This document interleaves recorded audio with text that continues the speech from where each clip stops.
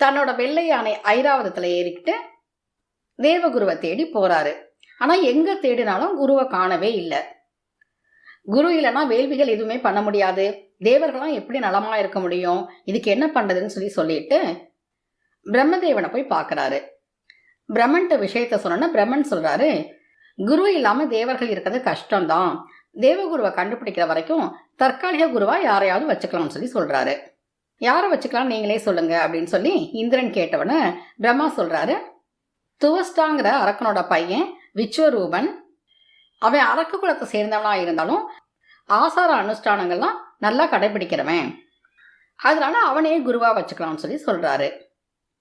இந்திரனுக்கு கொஞ்சம் பிடிக்கல தான் இது, ஆனாலும் பிரம்மாவே சொல்லிட்டாரே பரவாயில்லன்னு சொல்லிட்டு விஸ்வரூபன்கிட்ட போய் தேவகுருவா இருக்க சொல்லி கேட்கிறாரு.